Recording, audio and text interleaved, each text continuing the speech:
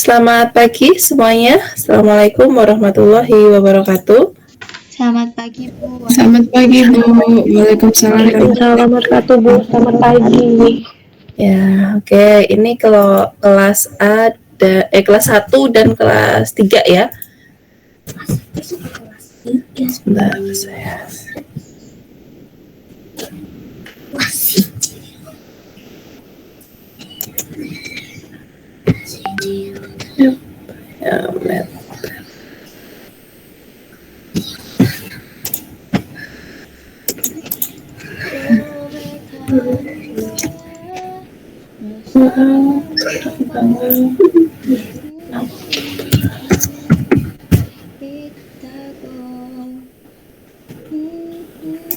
Oke, ada pertanyaan dulu untuk materi yang hari ini ya. Hari ini materinya adalah statistik ya, statistika farmasi ya. Jadi statistika itu adalah metode untuk mulai dari pengumpulan hingga pengolahan data serta interpretasi data ya, untuk data-data kuantitatif gitu ya. Jadi dari mulai kita melakukan pengumpulan data ya dan olah data ya, dan kita lebih sering menggunakan istilah statistik ini untuk olah data gitu ya. Data hasil penelitian itu akan kita apakan gitu ya. Nah, untuk statistik sendiri ya, itu sebenarnya bisa kita gunakan rumus untuk misalnya mencari SD atau mencari validitas, reliabilitas, itu ada rumusnya begitu ya. Tetapi akan lebih dimudahkan ya, apabila kita menggunakan aplikasi begitu ya. Aplikasi yang bisa kita gunakan adalah seperti SPSS ya, SPSS, Minitab, SAS ya, Stata begitu. Nah, dan kita lebih untuk penelitian farmasi kita lebih banyak menggunakan SPSS gitu ya, untuk analisis hasil kita gitu ya. Nah, ada pertanyaan dari materi yang saya sampaikan?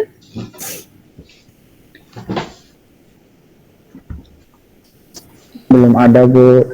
Belum ada. Oke, benar ya, belum ada ya. Saya tanya ya, kalau belum ada ya. Oke. Dalam statistika ya, nanti saya panggil ya, itu ada yang namanya hipotesis penelitian dan hipotesis statistik ya. Bedanya apa penelitian hipotesis penelitian dengan hipotesis statistik? Siapa ya? Mbak Nur Saidah, ada Mbak Nur Saidah?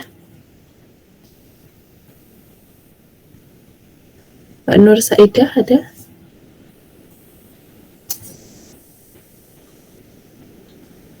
Halo, Mbak Nur Saidah? Oh, tidak ada orangnya. Nggak ada ya, Nur Saidah ya. Jela Silvia. Ya, hadir. Silakan Mbak Jela. Apa bedanya hipotesis statistik dengan hipotesis penelitian?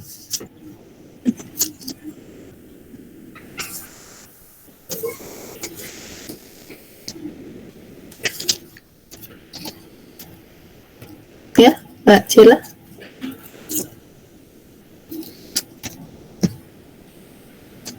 Atau ada yang bisa membantu menjawab? Raise hand, silakan.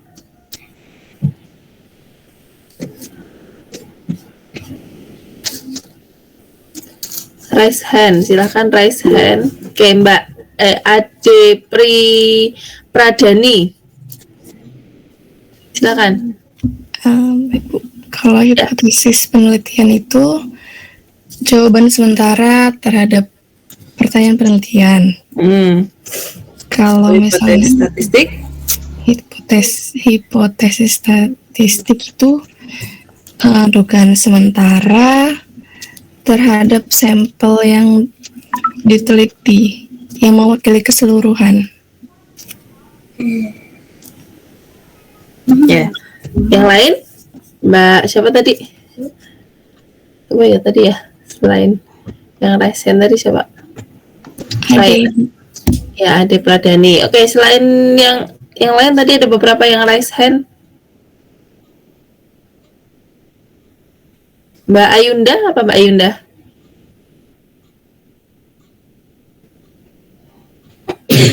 Ayunda?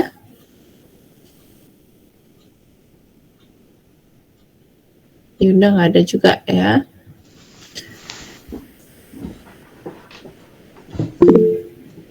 Ya, apa Mbak Ayunda? Ini mic-nya nggak bisa ya, Ayunda ya? Yang lain yang raise hand tadi selain Mbak Ade siapa? Lala?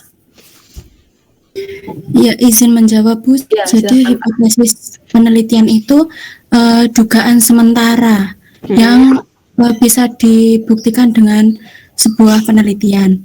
Kemudian kalau hipotesis statistika itu tahap awal untuk analisa statistika gitu, Bu. Ya, jadi kalau hipotesis penelitian ya tadi Mbak Ade dan Mbak Lala sudah menjawab ya dan saling melengkapi ya. Jadi kalau hipotesis penelitian itu dibuat pada saat kita melakukan sebelum penelitian itu dilakukan ya, dibuat pada saat penelitian itu sebelum dilakukan dengan melihat landasan teori ya, dengan melihat landasan teori yang kita hubungkan ya dengan rumusan masalah kita begitu ya, kemudian ketemu hipotesis. Nah, sementara kalau hipotesis statistik itu dibuat pada saat kita akan melakukan uji statistika ya. Di situ ada H0 dan ada H1. H0 atau hipotesis 0 ya, itu bahwa ada sama ya antara kelompok satu dengan kelompok yang lain itu tidak ada beda. Ya, jadi H0 ya itu nanti kita bisa membuktikan dengan nilai alfa atau taraf kepercayaan 95% ya, atau nilai alfanya yang 5% tadi ya. Nah, kalau kurang dari 0,05 ya, itu artinya HO-nya diterima. Apa ditolak? Diterima apa ditolak?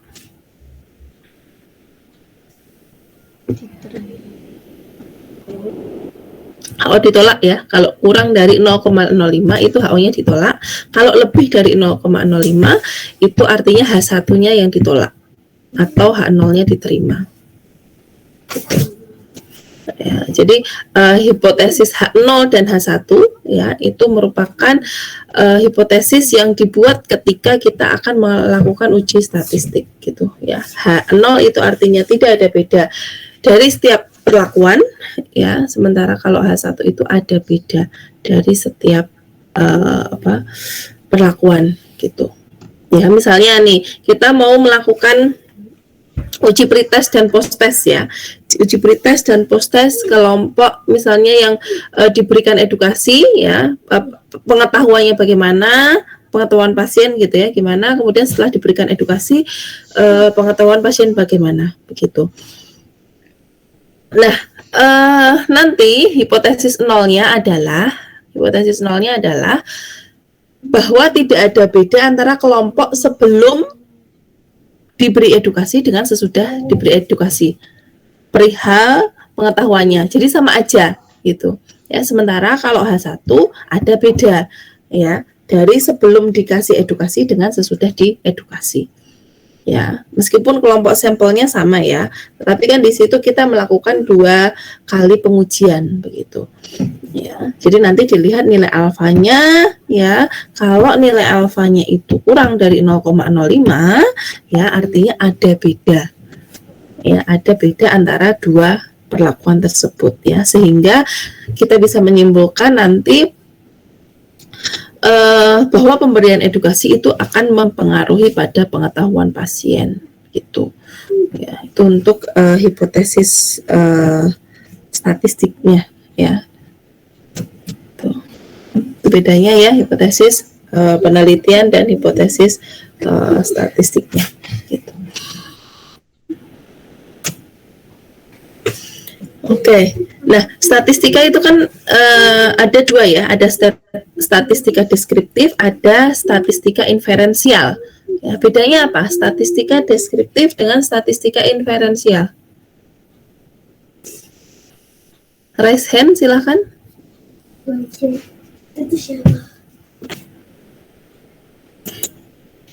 Raise hand, silakan. Bedanya statistik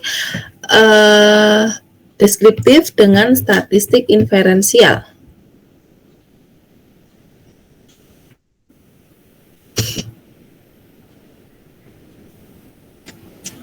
Ayo, raise hand, silakan. Sekarang yang cowok-cowok nih, tadi udah yang cewek-cewek. Dimas Dwi Prasetyo. Ya Bu, Ya, apa bedanya Mas? Statistika deskriptif dengan statistika inferensial. kalau statistik deskriptif itu biasanya cuma menyajikan datanya aja Bu. Sedangkan kalau yang inferensial itu di dalamnya juga mencakup deskriptifnya Bu. Maksudnya mencakup deskriptif gimana? Kalau inferensial yang gimana? Ya, mencakup deskriptifnya juga Bu. Mencakup deskriptifnya juga. Oke, yang lain. Mas Elson. Oh, ya Mbak Nur Saidah coba Mbak Nur Saidah. Kalau ini Bu, kalau deskriptif itu dia menyajikan data, bentuknya itu tabel, diagram, grafik. Kalau yang inferensial itu dia mencakup dari yang deskriptif itu yang merupakan data, bentuk tabel, diagram, terus bisa juga dipakai untuk melakukan penarikan kesimpulan Bu. Ya. Ya, jadi untuk menarik kesimpulan gitu ya.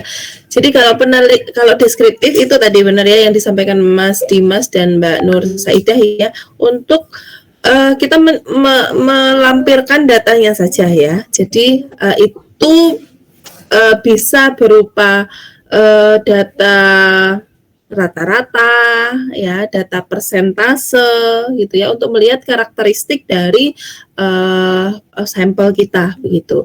Ya, itu kalau yang deskriptif. Ya, jadi datanya kita bisa melihat data min, median, modus ya, rata-ratanya berapa, yang paling banyak berapa ya, yang sering banyak muncul gitu ya, nilai tengahnya berapa begitu. Ya. Sementara kalau statistika inferensial ya, itu ada proses inferensi atau proses kayak penarikan kesimpulan dari sampel ke populasi gitu. Ya, jadi kalau sampelnya begini ya populasinya akan sama gitu. Ya, misalnya tingkat pengetahuan atau tingkat kepatuhan pasien misalnya ya, tingkat kepatuhan pasien di rumah sakit itu misalnya 90% gitu misalnya ya, di rumah sakit pasiennya pada patuh-patuh gitu ya. Itu dari sampel yang kita ambil ya, dari sampel yang kita ambil gitu. Nah, kemudian kita juga bisa melakukan generalisasi bahwa dari sampel misalnya kita cuma ambil sampel 100 begitu ya, tetapi kan populasinya itu banyak ya, populasi di rumah sakit bisa ribuan gitu misalnya. Nah, kita bisa mengambil kesimpulan di situ bahwa rata-rata tingkat kepatuhan ya itu untuk tingkat populasi ya itu adalah misalnya tadi 90% gitu. Ya, jadi ada proses generalisasi gitu. Dan juga bisa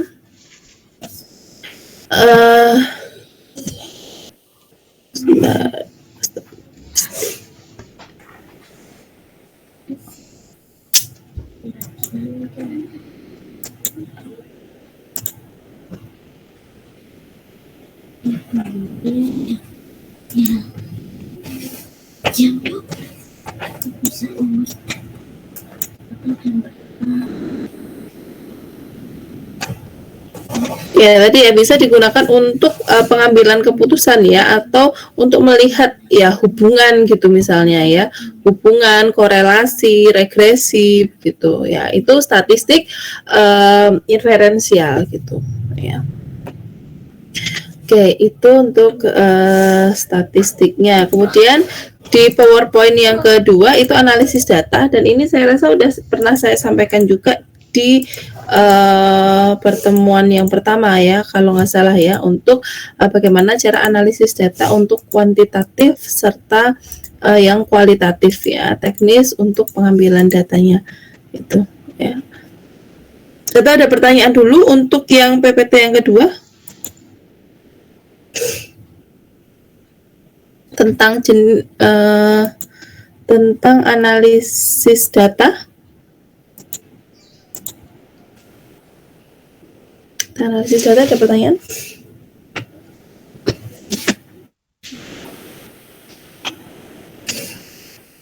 Belum? Udah belum?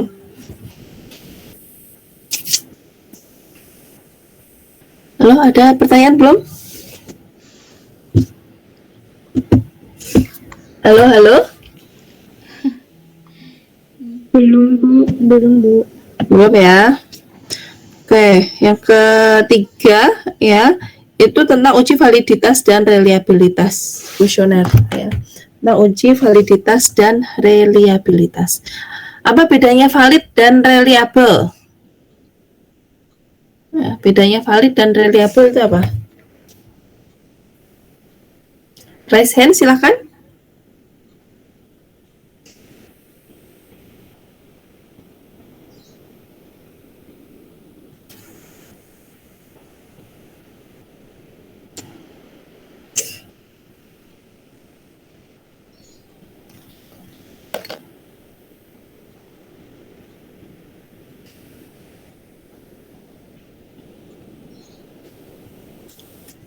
Mbak Fariha, Iya, Bu.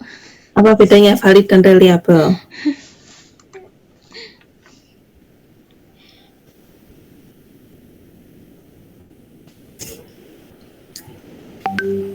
Apa?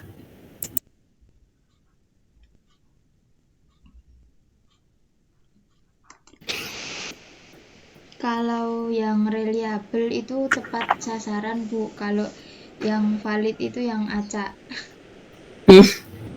Tapi, aduh Bu, saya bingung. Oh, bingung ya. Yang lain coba ada yang bisa membedakan antara valid dan reliable. Mas Hernando, Mbak Siti Khotijah, Mas Hernando dulu. Untuk Hah? untuk valid itu datanya memiliki kesamaan dengan yang sesungguhnya terjadi, Bu. Sedangkan reliable itu data yang didapatkan sama tapi dalam waktu yang berbeda. Ya. Mbak siapa tadi? Enggak ada lagi. Siti Khotijah. Kalau yang valid Bu itu kayak data yang dikumpulkan oleh peneliti. Kalau reliable itu data konsistensi data yang dalam waktu interval yang berbeda. Ya, oke ya. Saya gabungkan ya dari ketiga jawaban tadi ya. Jadi kalau yang dinamakan valid, ya valid itu artinya kita bisa mengukur data, ya.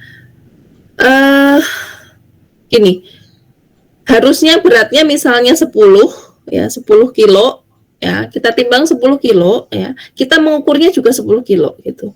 Ya, jadi data yang kita ukur itu merupakan data yang sebenarnya, ya, merupakan hasil yang sebenarnya.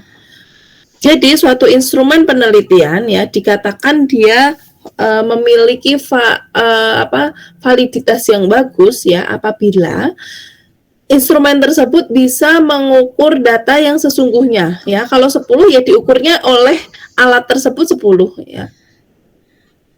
Jadi kenapa kok kita harus mengukur sebelum kita gunakan ya instrumen tersebut, kita harus mengukur validitas dan validitasnya dulu begitu ya. Validitasnya dulu kita harus ukur ya, supaya bisa mengukur hasil yang sama, supaya kita bisa mendapatkan hasil yang sama sesuai dengan yang ada di lapangan begitu. Ya. Ya. Kemudian kalau reliabilitasnya ya, tadi gimana Mbak Siti Khotijah? Reliable itu artinya konsistensi data dari waktu interval tertentu. Ya. Jadi ketika alat tersebut digunakan untuk mengukur data, ya, sekarang, besok, kemarin yang akan datang ya, itu bisa menghasilkan data yang konsisten gitu. Ya, kalau sekarang diukur 10, besok juga diukur 10, besoknya juga 10 gitu ya. Itu supaya reliable ya, ada konsistensi data mau diukur kapanpun ya, untuk interval waktu kapanpun itu akan menghasilkan data yang sama. Apakah valid? Tentu apakah suatu instrumen itu bisa, apakah kalau valid itu bisa dikatakan reliable? Itu belum tentu ya. Jadi dia bisa mengukur hasil yang valid ya, tetapi reliabilitasnya kurang ya, atau datanya mencar-mencar kemana-mana gitu ya, itu bisa terjadi.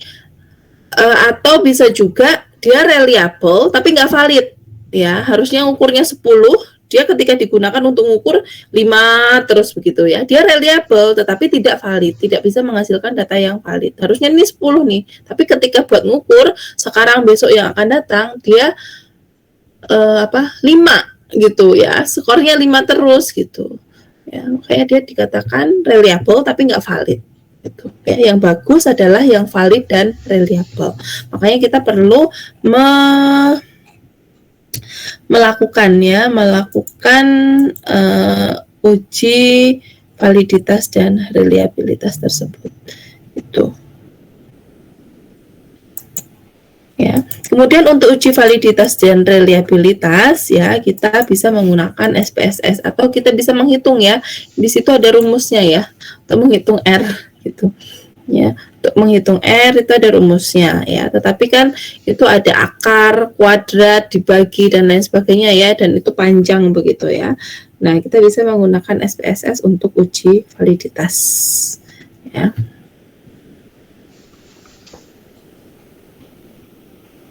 Oke ya. Nah, kemudian untuk menghitung atau untuk melihat nilai validitasnya ya, kita menentukan apakah instrumen penelitian itu kita valid atau tidak ya. Yang kita lihat ya, uji validitas dan reliabilitas itu minimal dilakukan di 30 responden ya. Kalau kita punya pertanyaan-pertanyaan untuk kuesioner, kita minimal mengujinya di 30 responden ya. Kenapa harus 30? Ada yang tahu kenapa harus 30? Karena minimal.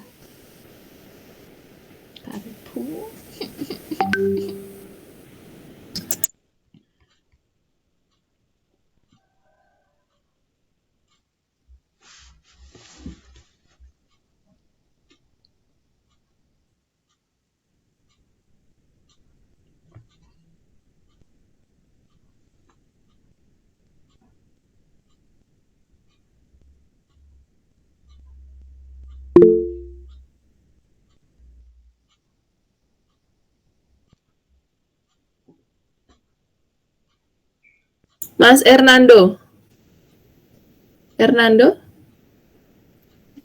Untuk alasan paling sedikit 30 responden itu dikarenakan batas jumlah antara sedikit dan banyak, dengan pengertian bahwa data di atas 30 kurva akan mendekati kurva yang normal. Ya. Ya, benar ya. Jadi minimal data itu suatu sampel itu dia akan membentuk kurva normal ya. Kurva normal itu kayak ada lonceng begitu ya. Lonceng, ada lembah, ada gunung begitu, kayak lonceng terbalik begitu ya. Kurva itu dinyatakan data akan terdistribusi normal itu dengan jumlah n adalah 2 30 ya, 30 ya. Kalau kurang dari itu mungkin saja nanti datanya tidak terdistribusi normal ya. Jadi minimal untuk uji validitas dan reliabilitas itu pada 30 responden. Ya, kemudian nanti kita uji dulu ya sebelum kita lakukan pengambilan data. Kita uji dulu kepada para responden tadi untuk disebarkan kuesioner dan diambil datanya kita masukkan ke SPSS, kemudian kita lihat hasilnya ya kita lihat hasilnya, kita lihat nilai R hitung ya. R hitung itu adalah kalau di dalam SPSS ya nanti itu di kolom correlated item total correlation ya. Jadi nilai R hitungnya ya, kemudian kita bandingkan dengan R tabel ya. R tabel nanti bisa dicari ya di internet banyak ya nilai R tabel ya. Nah, nilai R tabel ini dihitung yang memiliki derajat kebebasannya N-2 itu ya. Jumlah sampel kita adalah 30 ya. Sampel kita tadi misalnya 30 responden. Nah, kemudian R tabelnya yang kita lihat adalah yang di DF atau derajat kebebasannya N-2 ya. Yang kita lihat adalah yang nilai N-2-nya itu 28 itu ya. Itu untuk melihat R tabelnya. Kemudian dibandingkan masing-masing pertanyaan 1, 2, 3 sampai misalnya kita punya 20 pertanyaan 1 sampai 20 itu kita bandingkan dengan R tabelnya ya. Kalau lebih besar dari R tabel ya itu dinyatakan valid ya, tetapi kalau kurang ya itu tidak valid itu. Jadi R hitung harus lebih besar dari R tabel. Nah, gimana kalau ada pertanyaan yang tidak valid ya, itu bisa kita hilangkan pertanyaannya. Ya misalnya dari 20 pertanyaan tadi ada 2 yang valid, ya bisa saja kita hilangkan dan sudah langsung digunakan untuk pengambilan data. Namun apabila banyak yang nggak valid ya, misalnya 10 yang nggak valid gitu ya, ya artinya kita harus ngulang lagi. Ya, kita membuat lagi, dibenerin ya, pertanyaan-pertanyaan tadi dibenerin ya. Nggak valid itu bisa jadi karena kita mengukur atau pertanyaan-pertanyaan kita bias gitu ya. Jadi pertanyaan kita itu bisa diartikan lain oleh si responden gitu ya. Jadi kita memperbaiki pertanyaan-pertanyaan kita ya. Kemudian diuji lagi pada 30 responden ya. Diuji lagi, diukur lagi ya. Sampai dinyatakan valid itu ya. Ini caranya ya, ada di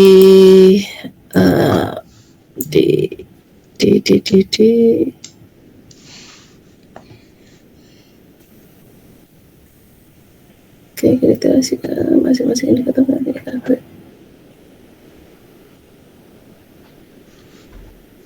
di PPT-nya ada ya.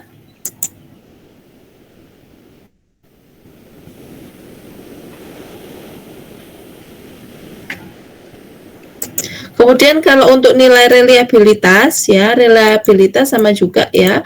Yang kita lihat adalah nilai Cronbachh alpha. Ya, nilai Cronbachh alphanya ya, dan nilai Cronbachh alphanya dikatakan reliable apabila memiliki nilai Cronbachh alpha lebih dari 0,7 ya, itu dinyatakan reliable. Ya, kalau kurang dari 0,7 itu tidak reliable gitu. Ya, itu untuk uji validitas dan reliabilitas ya. Ini sudah download SPSS semua ya? Sudah, Bu. Udah diinstal? Sudah, Bu. Udah, Bu. Nah, udah dipelajari? Belum, Bu. Belum. Ya.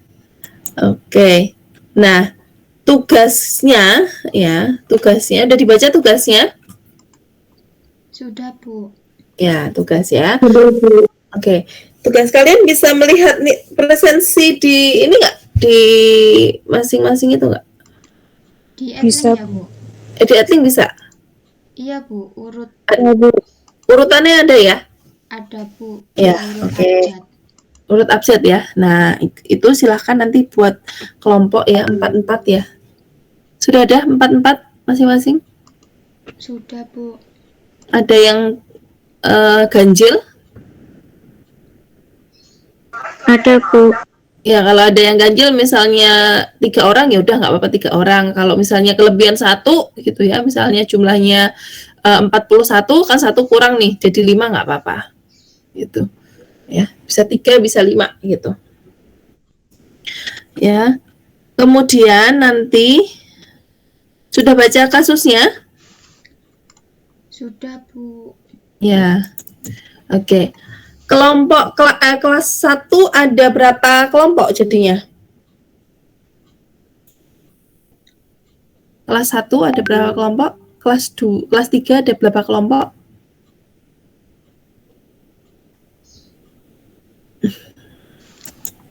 Yang kelas 1 14 Bu. 14. Pas ya? Oke, kelas 2 Yang kelompok terakhir 3 ganjil Bu. ganjil. Iya Bu, 3 orang. 3 orang ya. Jadi ada berapa kelompok? 14 Bu. 14 ya, sama 14 sama ya. Oke, tugasnya ya nanti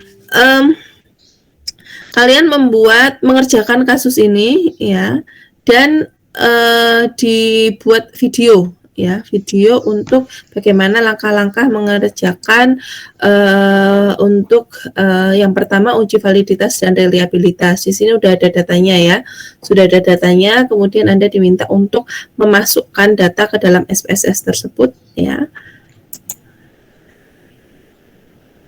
Masukkan data, kepuasan ya. Faktor 1 ini adalah pendapat konsumen dan variabel keduanya adalah kepuasan ya. Nanti ketika Anda buka SPSS dibuka di buka SPSS ya. Kan ada data view, ada variabel view ya. Diisi dulu variabel view-nya ya. Variabel view-nya yang pertama tadi ada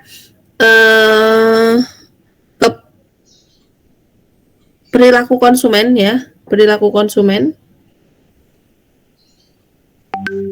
terhadap faktor 1 adalah sikap konsumen, yang kedua adalah kepuasan ya, sikap konsumen dan kepuasan begitu ya. Ada 2 variabel ya nanti ya di situ. Kemudian tipenya numerik gitu ya. Tipenya numerik. Ya, kemudian nanti desimalnya dienolkan gitu ya. Terus dimasukkan ke data view ya. Skornya di situ nanti ada 30 responden. Gitu. Ya. Masukkan ke dalam SPSS. Kemudian dilihat ya mana yang valid dan mana yang tidak. Kita melihat dari R hitung ya. R hitungnya dibandingkan dengan R tabel gitu ya. Kalau R hitungnya kurang dari R tabel itu dinyatakan tidak valid ya. Nanti kesimpulannya pertanyaan nomor berapa yang tidak valid gitu ya.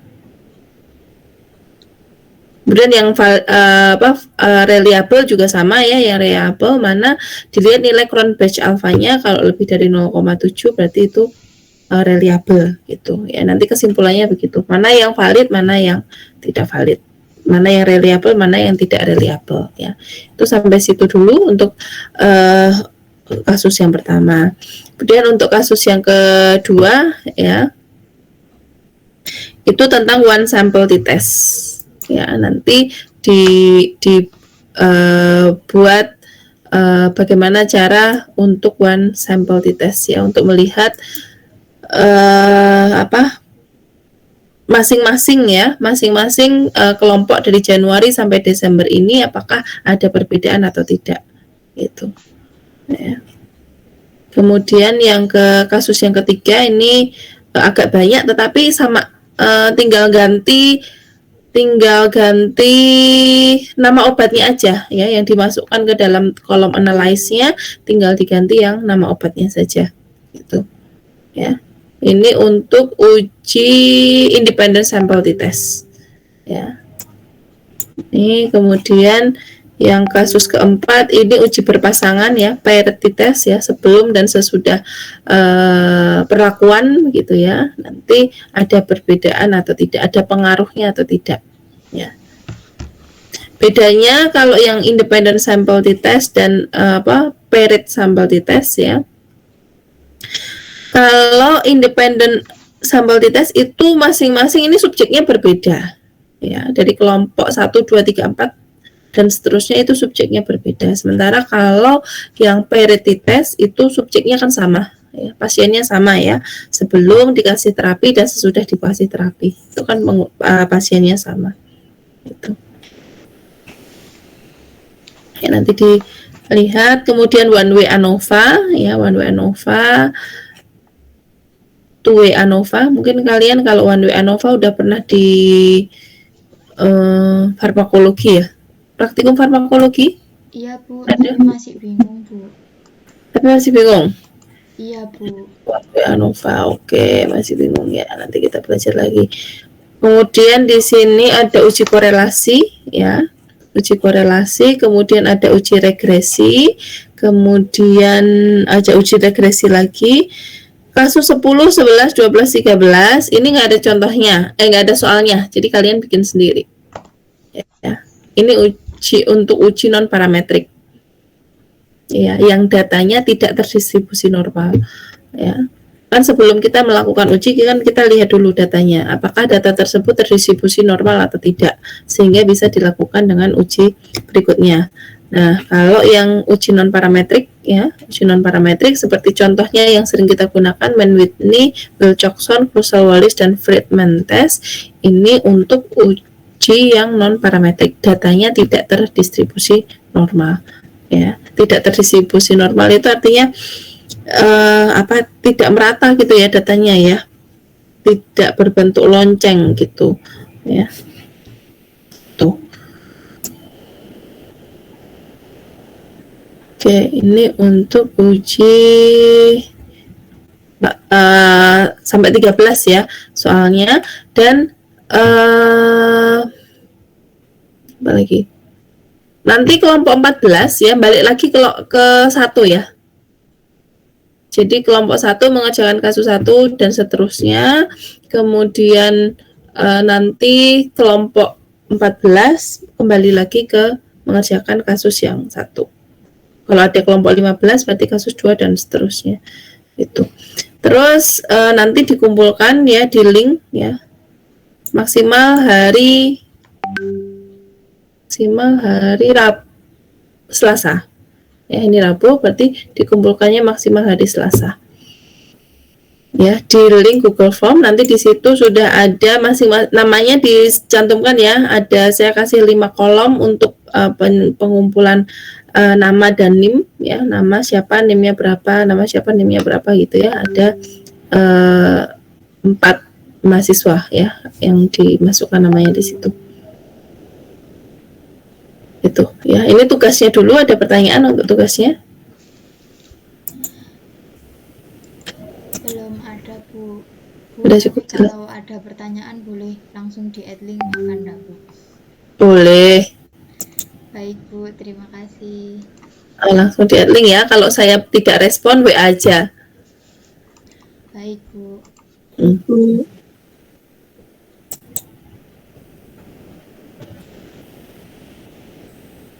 Oke, mulai sekarang boleh didiskusikan ya. Sudah masing-masing sudah ada kelompoknya, sudah mulai didiskusikan ya. Nanti untuk pertemuan minggu depan ya kita akan bahas ya, akan bahas video yang sudah kalian buat ya. Itu yang